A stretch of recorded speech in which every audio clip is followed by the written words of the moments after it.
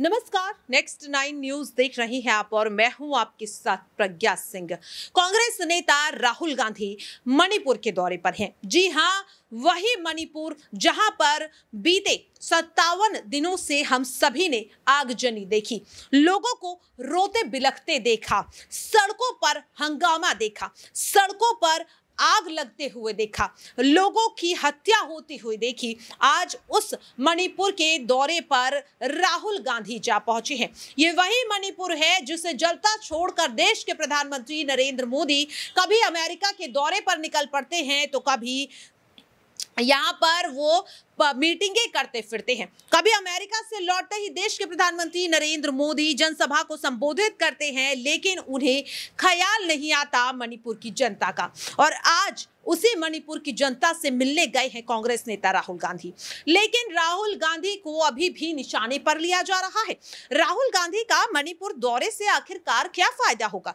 राहुल गांधी तो सांसद भी नहीं रहे, राहुल गांधी के पास ना तो सत्ता है ना पावर है, फिर आखिरकार उन्हें निशाने पर क्यों लिया जा रहा है? यहां तक कि खुद राहुल गांधी पर मानहानि के 10 मुकदमे चल रहे हैं, लेकिन भारतीय जनता पार्टी जिस तरह से राहुल गांधी पर सवालिया निशान खड़े करती हुई दिखाई दे रही है, काफी ज्यादा हैरान कर देने वाला है।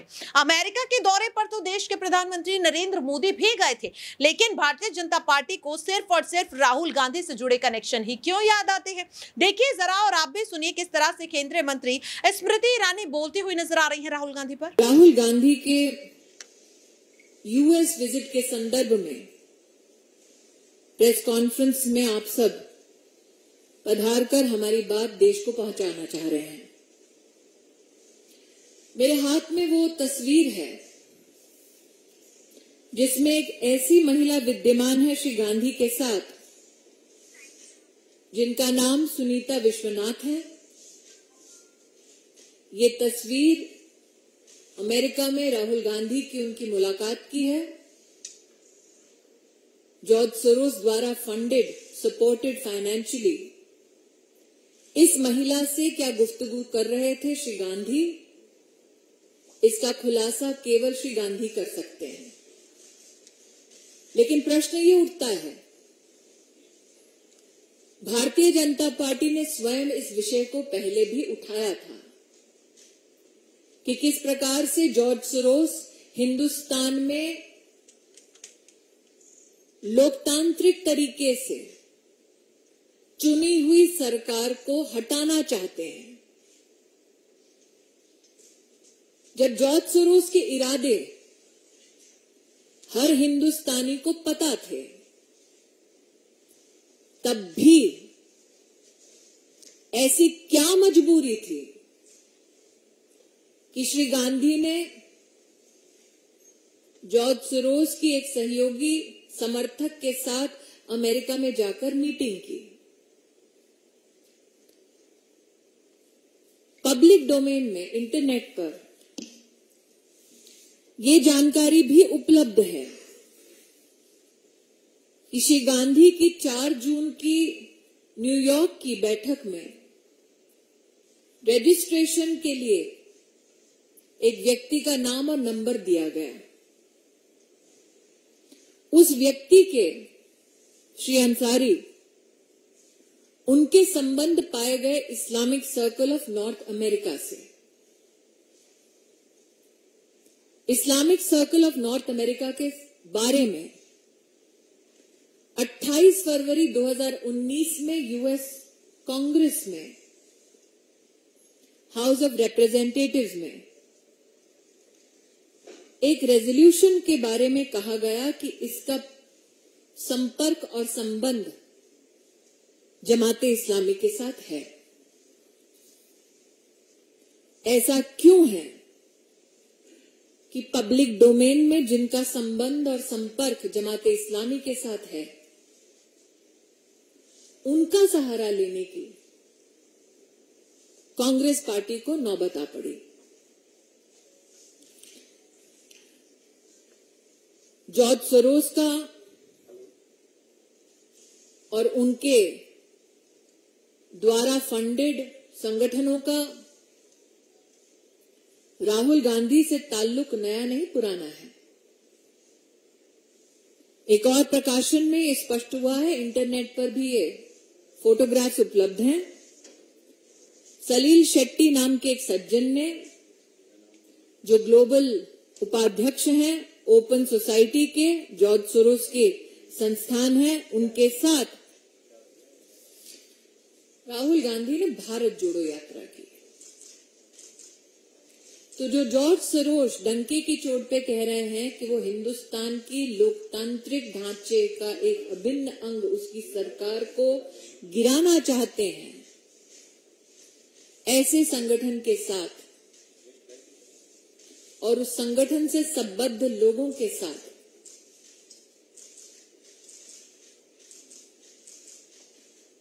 क्यों गांधी खानदान अपने रिश्तों को और भी मजबूत कर रहा है? आप सबके ध्यान में आया होगा, भारतीय जनता पार्टी के कार्यकर्ता भी जानते हैं कि इस विषय को उठाने के लिए कांग्रेस पार्टी ने एक एफआईआर दर्ज की। एफआईआर का निश्चित रूप से पॉलिटिकल स्वरूप देश को समझ आता है। जून का महीना है, आपातकाल की याद निश्चित ताजा करते हुए गांधी खानदान ने पुनः देश को यह प्रमाण दिया है कि चाहे राज्य में उनके पास सत्ता आ जाए, वो सच को दबाने के लिए किस हद तक जा सकते हैं। लेकिन सत्य ये है, पब्लिकली अवेलेबल डॉक्यूमेंट्स में, कि जिनका सहारा लेके उन्होंने मीटिंग की, उनका संबंध जमाते इस्लामी के साथ है। जिनके साथ उन्होंने मीटिंग की, उनका संबंध जॉर्ज सोरोस से है। राजनीति नहीं, राष्ट्रनीति की दृष्टि से अगर सोचे तो सवाल वाजिब है कि जो व्यक्ति कहता है कि आपके देश की सरकार को वो किसी भी कीमत पर कितने भी पैसे देकर उखाड़ फेंकेगा, जो विदेशी कहता है, उसके साथ ये रिश्ता क्या कहलाता है? देखा आपने और सुना भी किस तरह से अमेरिका के दौरे में हुई मुलाकातों पर केंद्रीय मंत्री स्मृति ईरानी चीजों को तोड़ मरोड़ कर पेश करती हुई दिखाई दे रही हैं। तस्वीरों को दिखाकर सवाल पूछ रही हैं कि ये महिला कौन है, जिस शख्स के साथ राहुल गांधी जी लंच कर रहे हैं, ये शख्स कौन है, इससे आखिरकार राहुल गांधी का रिश्ता क्या है। लेकिन अगर अभी केंद्रीय मंत्री स्मृति ईरानी से पीएम मोदी संग अडानी के रिश्ते पर सवाल पूछ लिया जाए तो वो आग बबूला हो जाएंगी। बढ़ती महंगाई पर सवाल पूछ लिया जाए तो वो भड़क उठेंगी, और साथ ही अगर पहलवानों के प्रदर्शन पे सवाल पूछ लिया जाए तो वो मीडिया को फटकारती हुई दिखाई देंगे। लेकिन राहुल गांधी अमेरिका में क्या कह रहे हैं, किससे मुलाकात कर रहे हैं, इससे पर बात करने के लिए उनके पास प्रेस कॉन्फ्रेंस करने का वक्त है।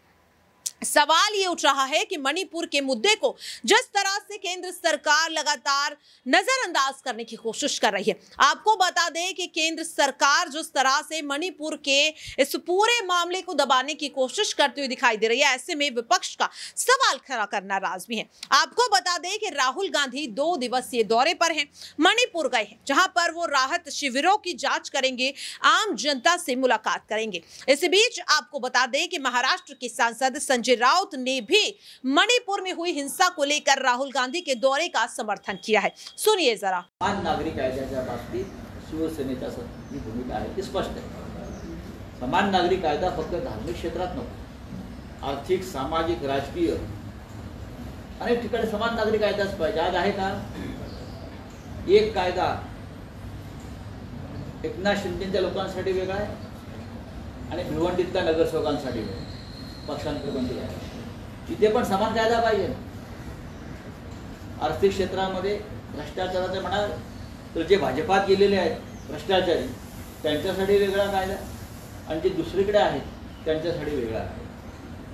जर समान कायदा म्हणाल तर प्रत्येक क्षेत्रामध्ये समान कायदा पाहिजे।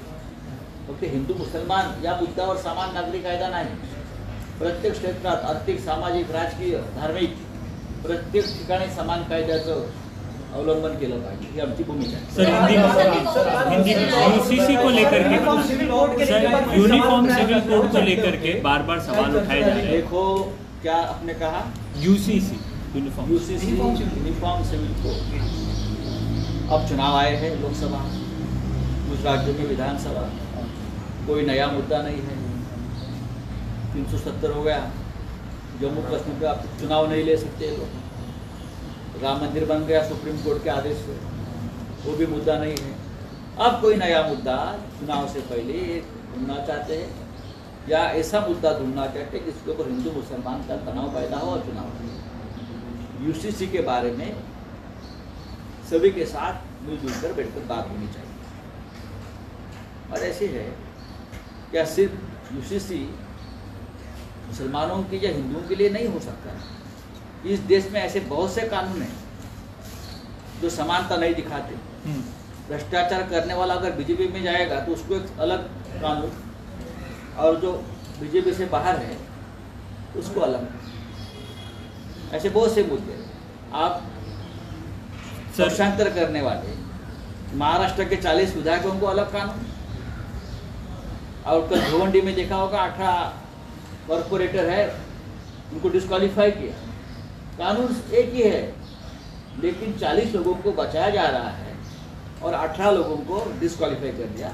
अलग अलग कानून को, आर्थिक हो, सामाजिक हो, पॉलिटिकल हो, धार्मिक हो, कानून सबके लिए एक होना चाहिए. इस बारे में चर्चा होनी चाहिए, सिर्फ यूसीसी नहीं. इसी संबंध में एक सवाल है. प्रधानमंत्री अमेरिका जाते हैं, ड्रोन का डील करते, वहीं कांग्रेस आरोप लगा रही कि राफेल से बड़ा घोटाला होगा ये ड्रोन. हाँ, मेरे हिसाब से जानकारी इस बारे में जल्दी सामने आ जाएगी. मुस्लिम पर्सनल